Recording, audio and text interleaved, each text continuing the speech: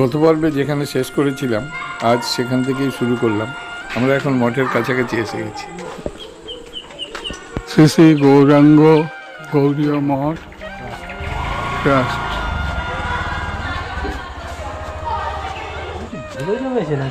হ্যাঁ,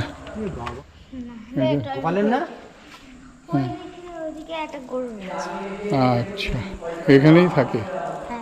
তোমরা এখানেই থাকো তো? কৃষ্ণেরই? তোমরাও তো এখানে থাকো? কটা থেকে কটা বন্ধ থাকে মন্দির? এই তো সবে বন্ধ হলো, বন্ধ হলে এবার 4টের সময় খুলবে।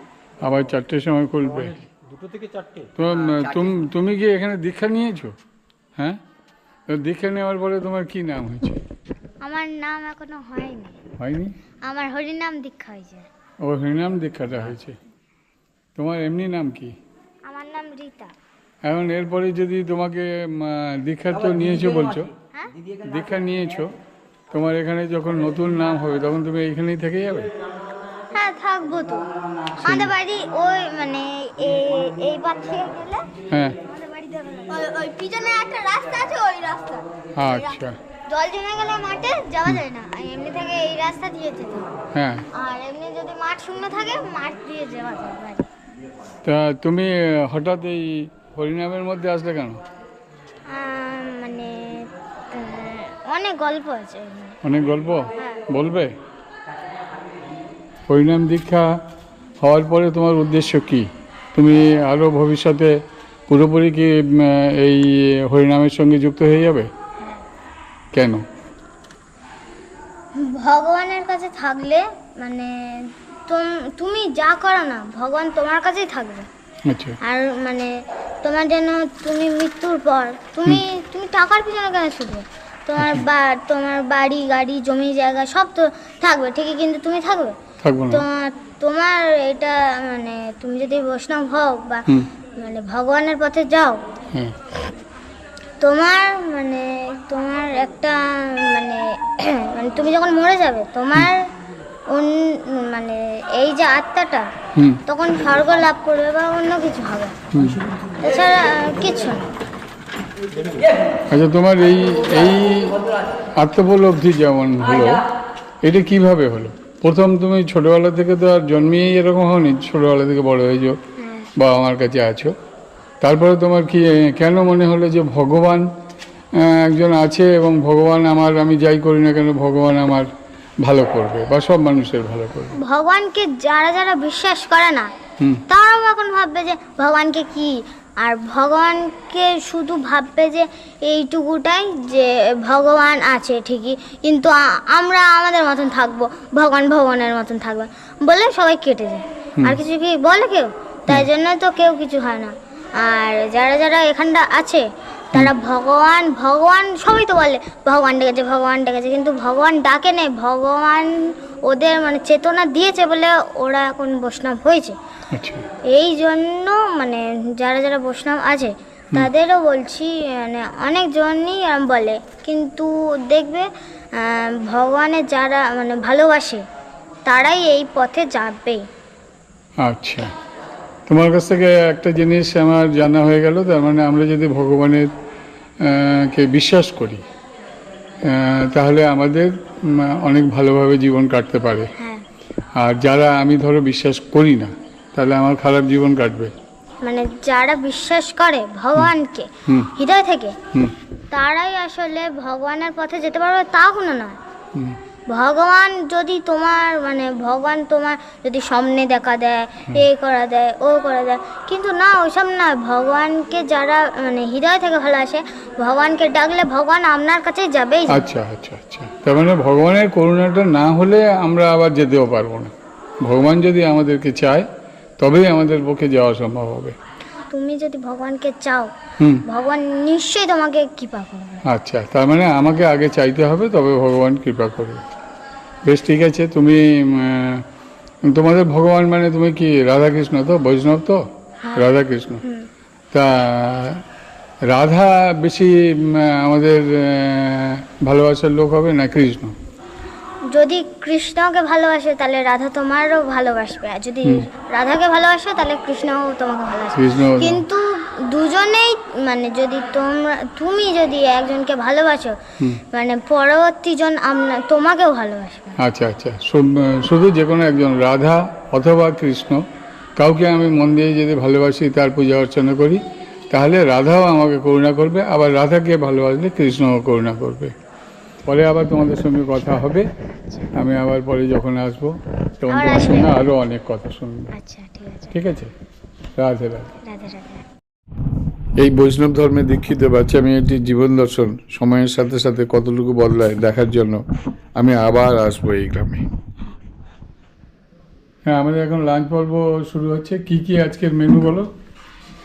একটু উচ্ছে সিদ্ধ দিয়েছি, উচ্ছে সিদ্ধ, বেগুন ভাজা, বেগুন ভাজা, এটা চিংড়ি দিয়ে সব রকম সবজি দিয়ে একটা চিংড়ি দিয়ে সবজি, আর একটু সয়াবিন কুমড়ো আলু দিয়ে একটু তরকারি। সয়াবিন কুমড়ো আলু দিয়ে একটা তরকারি। হ্যাঁ, এইটা ভেটকি মাছের ঝাল। ভেটকি মাছের ঝাল। এটা হয়েছে রুই মাছ, কাতলা মাছের ফুলকপি দিয়ে আলু দিয়ে ফুলকপি কাতলা মাছ আলু দিয়ে ঝোল করা হয়েছে। ঝোল করা। এই হলো আমাদের আজকের মেনু। আর এরপরে কিছু আছে? এরপরে চাটনি টাটনি নেই, কিন্তু এরপরে দই খাওয়া হবে, টক টক দই খাওয়া হবে। টক দই আছে। ঠিক আছে। আজ আমি ঘুরতে এসেছিলাম দক্ষিণ 24 পরগনার মগরাহাট স্টেশন থেকে প্রায় 2.5 কিলোমিটার দূরে কড়ামলরাজ গ্রামে। এই গ্রাম যথেষ্ট বর্ধিষ্ণু গ্রাম হিসেবে পরিচিত।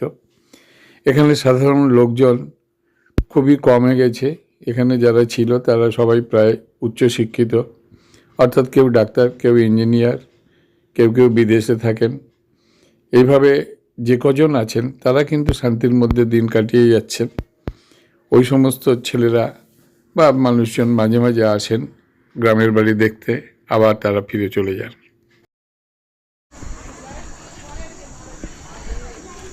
রাস্তার পাশে সোনাঝুরি, এগুলো সম্ভবত টুন গাছ। আগেই বলেছি বর্ধিষ্ণু গ্রাম হিসাবে এর যথেষ্ট সুখ্যাতি আছে। এখানকার মানুষজনের সঙ্গে সঙ্গে শিক্ষিত হওয়ার সাথে সাথে কিন্তু একটা আলাদা টেস্ট আছে। রাস্তার পাশে এরা বাহারি গাছ লাগিয়েছে সৌন্দর্য বৃদ্ধির জন্য। এই যে সামনের জায়গাটা দেখা যাচ্ছে, এটা একসময় একটা পোলট্রি ছিল, এও এক সৌন্দর্য। উপরে জংলা গাছ, জংলা গাছ একটা দারুণ নিয়ে এসছে। পোলট্রিটা এখন পরিত্যক্ত, তা সত্ত্বেও এই গাছপালা ঘিরে একটা রোমাঞ্চকর পরিবেশ সৃষ্টি করেছে। গ্রামের মধ্যে সরু আঁকাবাঁকা পথ ধরে আমরা এগিয়ে চলেছি। এরপরে আমরা পৌঁছাবো বড় রাস্তা।